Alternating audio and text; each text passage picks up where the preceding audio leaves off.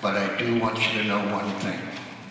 I'm proud to stand up here and be a part of this program, and I know each and every one of you out there will walk out of here being a little bit more proud than we walked in. Thank you, sir.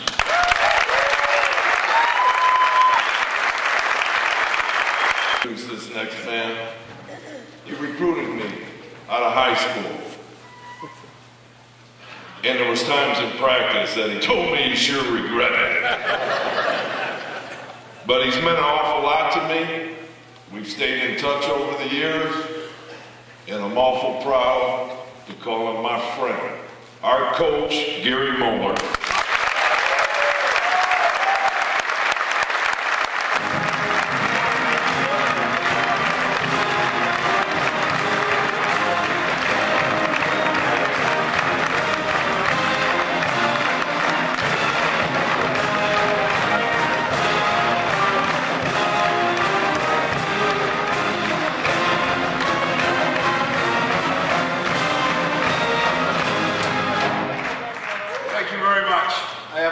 Things to say. Hopefully I can move it along so we can all enjoy the day.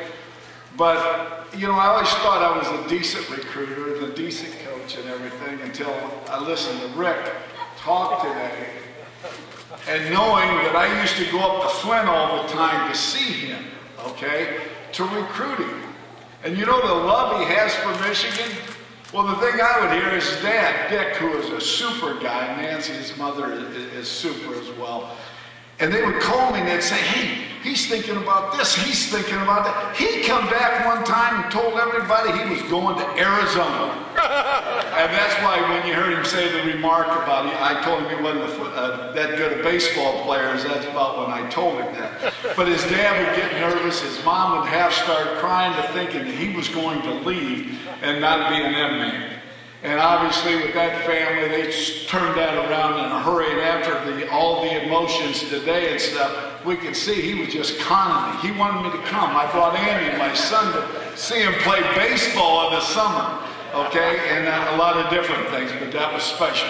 And another thing, why I thought about it watching that film, if you get an opportunity, write ESPN, tell them to get a hold of Dr. Lou, give Dr. Lou the question. If you got 8 seconds to go, the clock is running down, the other team's going to kick the field goal, do you want to call timeout?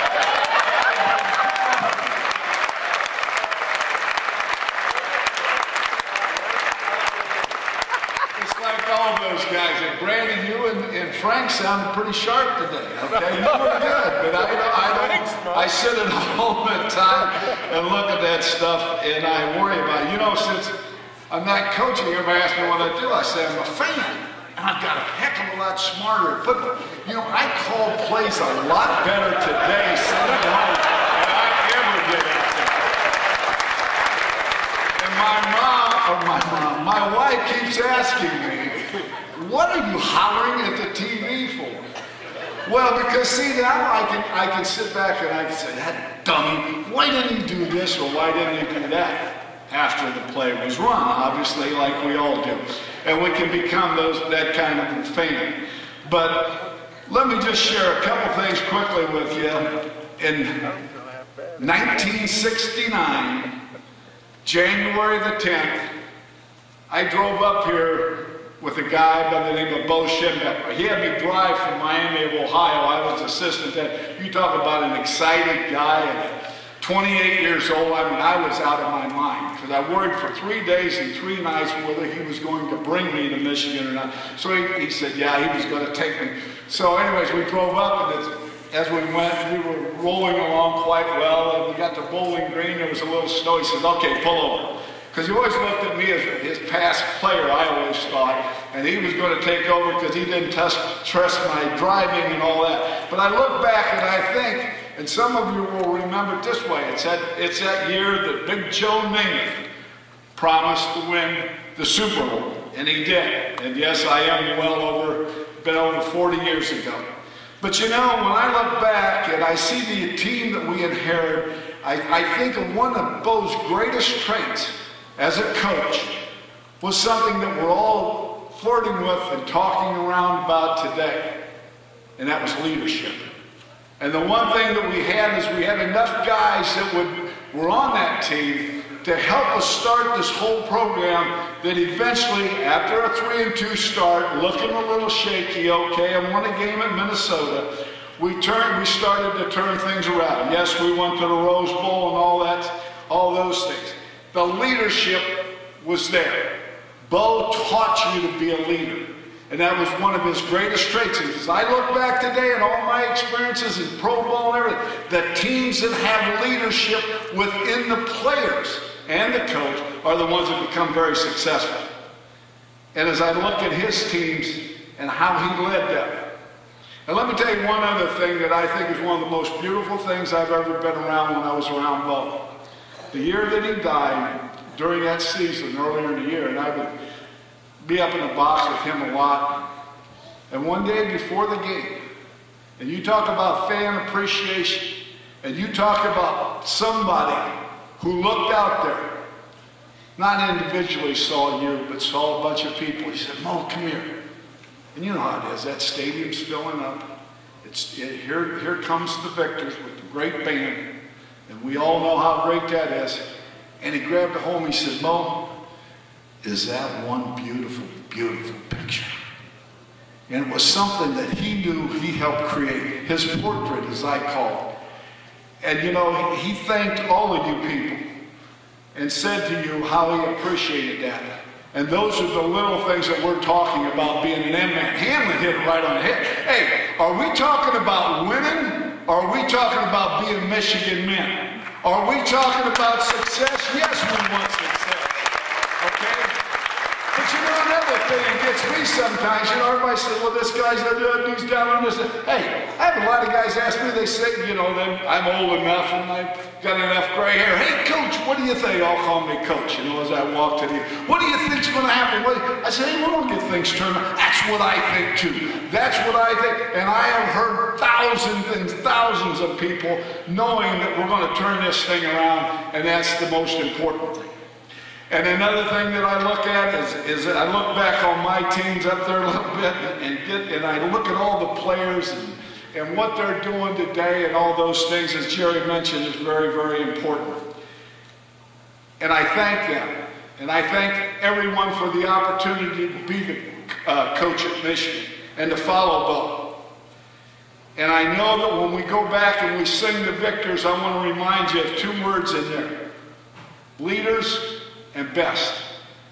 And you know, as a fan, you are a leader as well as just as the football players and as the coaches in your own way. Are you going to be positive about what you're saying? A guy told me one of the things one time, that's the hardest thing that I could ever imagine living up to. You know what a great attitude is? It's a guy who never complains. A guy who never complains. That's hard. That's hard. But in the Victors it says leaders and best. We want to be the leaders and we want to be the best within the restrictions of the rules and all of those things. Very, very important. Brand setter, those who stay will be champions. How could it be said any better? And he said it exactly right. It didn't say we win every time. It didn't say we'll do anything to do this or to do that. Okay? And as Bo mentioned many, many times, the team, and Brandy mentioned this because he was there. The team, the team, the team. There is anybody any bigger than the team. There isn't anybody any bigger than the whole University of Michigan. And everybody knows my background, okay? But I also know that I am an M-man. I've been here for a long period of time. And I know that.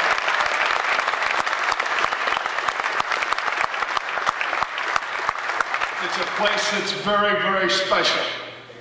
God, how can you be around so many kids and around this place for over 40 years and not be hooked in that way? But you know, when I look at today's football team and I try to evaluate everything and everybody says, well, what do you think? I say, I don't know every player and what they're doing and all this, but I do go to practice.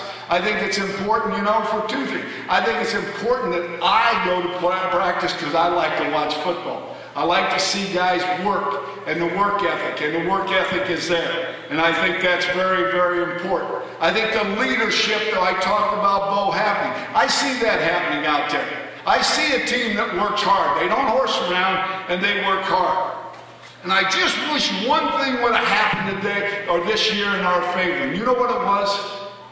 The same thing that happened in 1969 in Iowa. We beat the hell out of them, and then we went on to that great victory over Ohio State. And I really wish if something would have happened, and hopefully it's a little leadership that's going to happen with a player here or there. One of the great things could have happened if we would have won that game in Iowa. And you talk about being close, coming here, whatever. Look where we would have been today with this team. And that shows you that the progress is starting in the correct direction. It's a positive move that I can really tell you. And as I say, as I look at it and see what Rich is doing, and I have all the confidence in the world that it's going to get done.